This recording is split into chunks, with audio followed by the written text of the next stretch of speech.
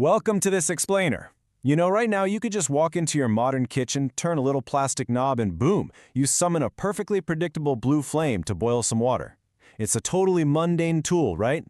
But today, we're actually stepping away from all that modern comfort. We're traveling way back to our terrifying primal origins. Because for 99% of human history, that flame wasn't a handy tool. It was an absolute monster. Okay, let's dive into this. Just imagine the violent contrast here. We all know the controlled, safe stove. But if you were an early human a million years ago, fire was something else entirely. Picture yourself standing at the edge of a dark, primeval forest. Suddenly, lightning rips across the sky, and a tree just erupts into this blinding wall of heat. It's a terrifying, completely destructive force that literally eats forests alive. And confronted with this towering inferno, literally every animal around you, leopards, rhinos, you name it, they just run in pure terror. And honestly, fear is the only logical response. Millions of years of evolution are just screaming at you to flee. But one brave ancestor didn't run. Against all odds, they defied evolution, walked right toward that monster, and actually took a piece of it. So how did a creature so much weaker than a lion actually pull this off? Well, scientists call this opportunistic fire use. For hundreds of thousands of years, early humans were basically just scavengers of the flame. After a wildly unpredictable wildfire finally died down, they'd dig through the ashes looking for cooked animals. It was kind of humanity's original fast food. You know, safer, way tastier, and much easier to chew. But the catch is, they still didn't actually control it. And because wildfires are so incredibly unpredictable, you couldn't exactly just order one up when you were cold. If the fire died out, well, the monster was gone, and humans were thrust right back into the freezing, totally vulnerable dark. So the real miracle of human intelligence wasn't just stumbling upon fire. The true genius was solving the massive, incredibly complex problem of how to keep a captured flame alive. Let's move on and see how this builds. Managing a fire actually requires three very distinct steps. First, you have to identify dry wood to use as fuel for tomorrow.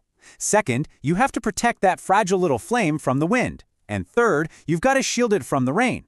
Honestly, juggling all these different variables required something brand new in the animal kingdom. It required future planning. Keeping that orange flame flickering demanded a truly immense psychological leap. As one scientist summarizes perfectly, we stopped living only in the present moment, reacting like animals, and started planning for the future. We went from being reactive prey to forward-thinking survivors. The human brain was fundamentally rewired to anticipate what was coming next. Now, what's really interesting about this is the massive biological twist in our evolutionary story. Taming fire didn't just elevate our psychology, it completely, totally altered our anatomy forever. Fire literally changed what it meant to inhabit a human body. Think about primates today, like chimpanzees. They spend up to 6 hours every single day just chewing raw food. Because of that endless chewing, their jaws and digestive tracts are absolutely massive. But once early humans started eating cooked food, chewing time became minimal. So our jaws shrank, and our massive guts shrank right along with them. And this happened because cooking acts as a kind of pre-digestion. Fire does all the hard, grueling work before the food even enters our mouths. Because of that, cooked food releases massive amounts of calories and nutrients with almost zero energy required from our own digestive tracts. So suddenly, we were looking at this incredible direct energy trade-off. With our guts shrinking down, a massive surplus of daily calories suddenly became available. To put that into perspective, today a full 20% of our body's entire energy consumption goes to just one single organ, the brain. Without the massive calorie surplus provided by cooked food, our complex, incredibly energy-hungry brains literally could not physically exist. We simply wouldn't have the fuel to run them. Which brings us to a really profound realization from biologist Richard Wrangham. He puts it perfectly. We didn't just use fire, fire built us. Cooking is the literal reason we evolved into our current physical and intellectual form. We didn't master the flame. The flame actually molded our entire species. But fire revolutionized way more than just our biology. It completely changed human society. Before fire, the useful day essentially just ended at sunset. Nighttime meant hiding away in a pitch-black cave, staying totally silent, and basically just praying you wouldn't be eaten. But the campfire? That extended the day. It carved out this warm, communal, safe space right in the middle of the dark. So the crucial point is that a campfire creates a 30-foot circle of absolute safety. Inside that simple ring of light, humans were totally untouchable. The sheer brightness actually blinded all those nocturnal predators lurking out there in the dark. For the very first time in planetary history, our ancestors weren't just hiding in terror. They actually had extra hours of absolute peace. And what exactly did we do with those unprecedented extra hours? Well, we started talking differently. During the day, you're in survival mode, right? So communication is all about work, logistics, and planning out the hunt. But at night, safely inside that glowing circle, the dynamic shifts completely to sharing stories, myths, and jokes. And the numbers brilliantly illustrate this shift.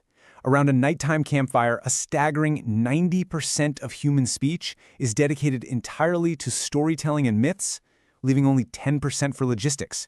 Those extra hours provided by the fire shifted our focus almost entirely away from basic survival and toward culture and imagination. It is just incredible to think about. The campfire was basically the world's very first theater. It's the literal birthplace of human culture, of complex language, and of our shared human imagination. Our humanity, our ability to dream and connect with one another, was fundamentally forged while sitting shoulder to shoulder in the dark, staring into those dancing orange flames. And over time, we grew bolder. 1,000,000 years ago, we were terrified scavengers. Then, hundreds of thousands of years ago, we figured out how to create fire, just by rubbing sticks. By the 19th century, we boxed that inferno into tiny little matches. And by the 20th century, we replaced the flame entirely, flipping simple switches for light bulbs. Our mastery evolved from scavenging into absolute, total control. Today, it's safe to say we have completely conquered the monster. We really don't fear the dark anymore. But you know, in our victory, we've also lost something incredibly profound. We lost the quiet circle of the campfire. We've essentially traded those intimate, story-filled nights around a living, breathing flame for digital screens and isolated, brightly lit rooms. Yet we must never, ever forget the flame's epic legacy. That terrifying primal fire shrank our guts. It grew our massive, complex brains. It protected us from the terrifying dark when we were most vulnerable, and ultimately, it built the very foundation of all modern civilization. We owe absolutely everything to it. So I'll leave you with this one thought. The next time you walk into your kitchen and turn that small plastic knob, what are you going to see?